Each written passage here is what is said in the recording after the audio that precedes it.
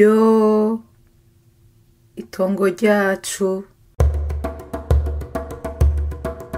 Itongo ryacu ni ikiganiro kijanye n'amatongo n'ayandi matungo mushikirizwa n'itororokanirizo ry'amakuru Romanda. Sentare idasanzwe ikimanza z'amatongo n'ayandi matungo CSDB iheruka gufata ingingo yo kutakira urubanza rwungurujwe n'abasigwa banzigamako Jean Baptiste.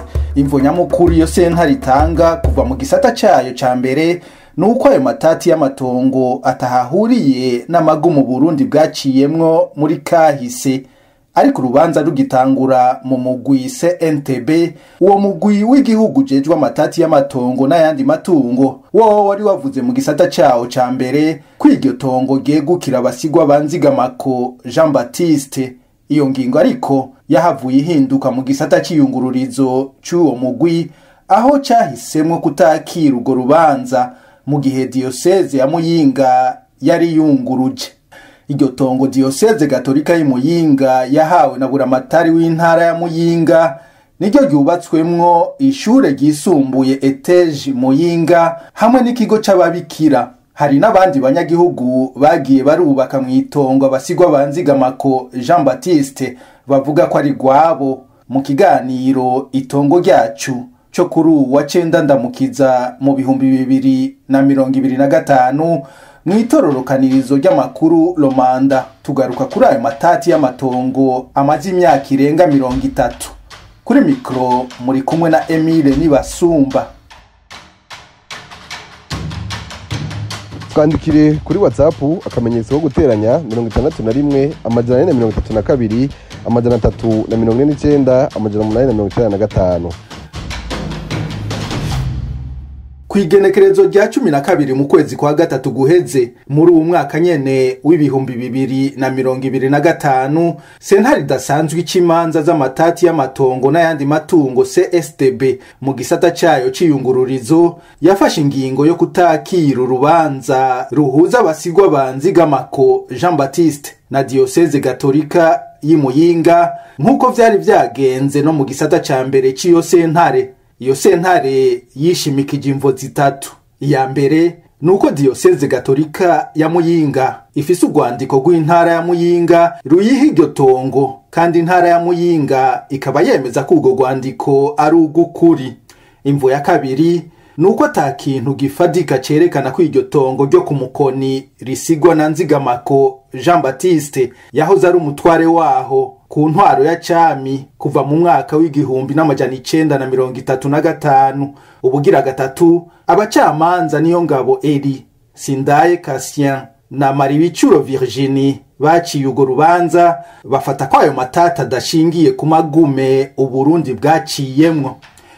Muri iki gice ca mbere reka dushimikire kukunge n'intara ya Muyinga yahaye itongo Diocese Gatolika ya Muyinga.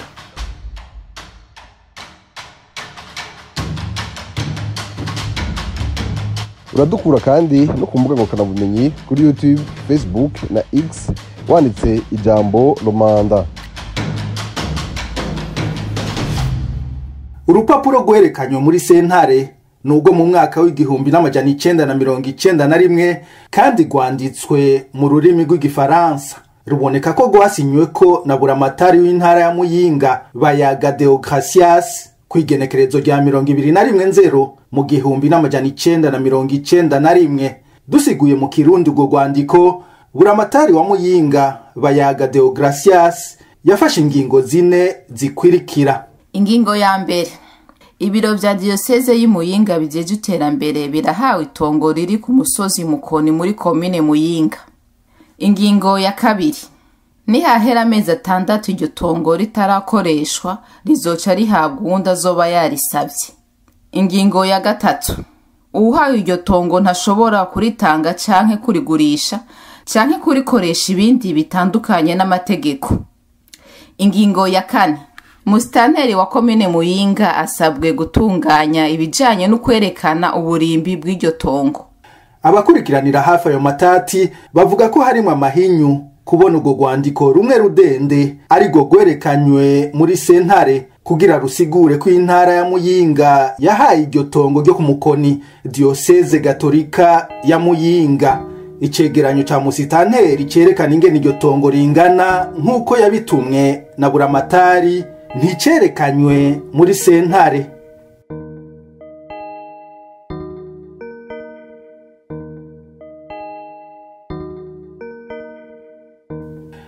Diyoseze Gatolika ya Muyinga ivuga ko kwigenekerezo rya mbere mu kwezi kwa12 mu 1990 uwarayirongoye Musenyeri Mpunguroje yandikiye buramatari wa Muyinga amusaba itongo ku Mukoni ngo diyoseze iryubakemwo ishure. Diyoseze ivuga ko urwo rwandiko ruhari kandi rutomoye, ariko nago nyene ntigwerekanywe muri sentare. Amakuru yacu turayacisha kandi kuri www.romanda.org. Mu vyagiye birashikirizwa mu rubanza mbere vyanditswe no mu mpapuro harimo ivy'uko intara ya Muyinga yagize amatohoza kugira isuzume ko iryo tongo ryo ku Mukoni ritari rifise nyeneryo, ico bita enquête de vacances de terrain. Ariko sentare idasanzwe ikimanza z'amatongo n'ayandi matungo CSTB itumye icegeranyo c'ayo matohoza uwaserukiye buramatari mu rubanza yagarutse yishura ko ico cegeranyo atagihari.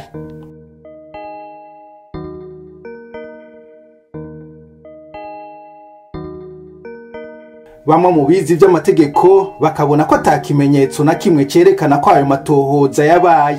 Ariko ivyo bijanye na enquête de vacances de terrain tuzobigaruka ko mu kiganiro kizokwirikira kijanye n'ayo matati y'amatongo hagati ya Diyoseze Gatolika ya Muyinga n'abasigwa banzigamako Jean Baptiste.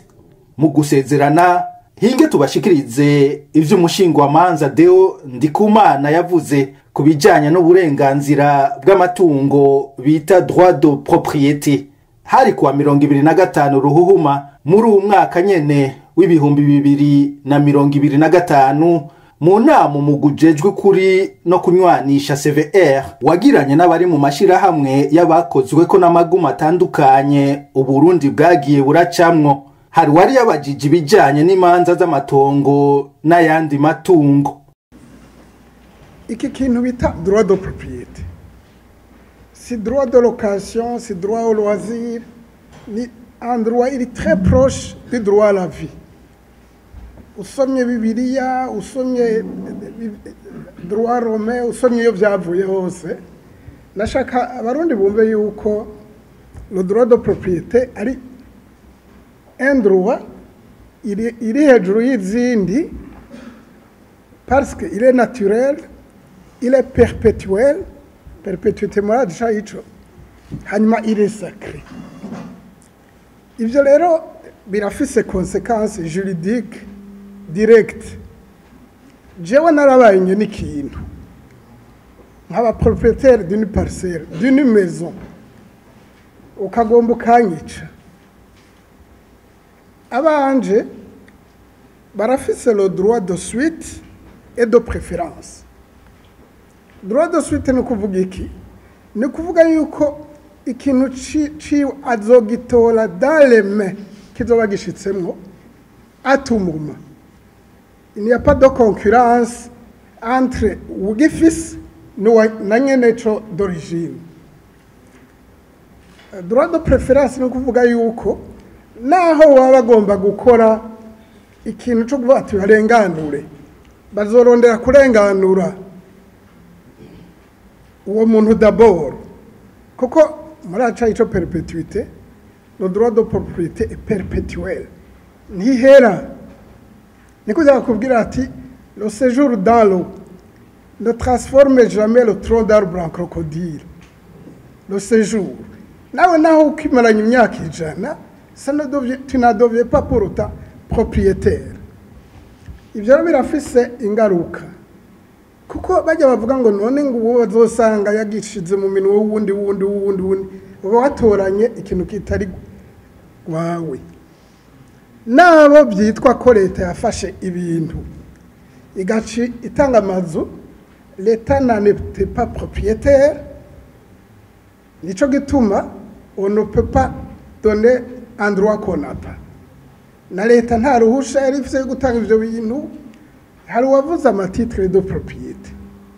Titre de propriété ibugenda muri titre foncier, ababitanga c'était le même système yabitwaye.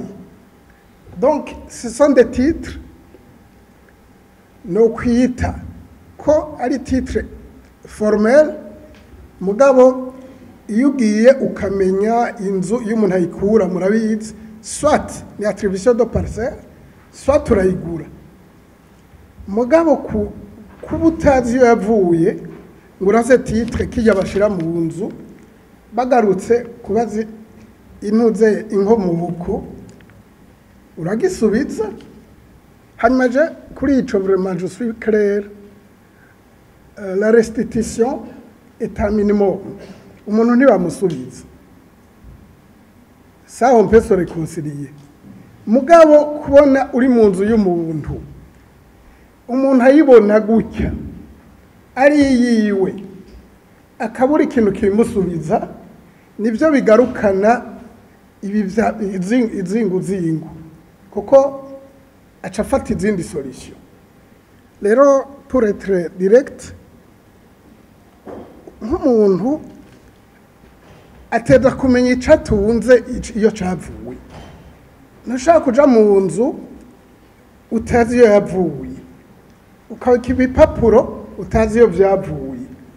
Nico perezida yigeze kubabwira, la sévère va sensibiliser, mais il faut aussi que les occupants de mauvaise foi bagira le courage yo kuvyemera.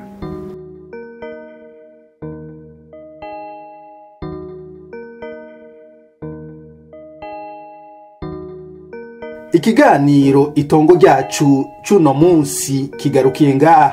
Ku munsi wa gatatuza tuzobashikiriza igice ca kabiri kijanye n'ayo matati hagati ya Diocese Gatolika ya Muyinga n'abasigwa banzigamako Jean Baptiste. Ayo matati amaze imyaka irenga 30, mbega zotatugwa nande?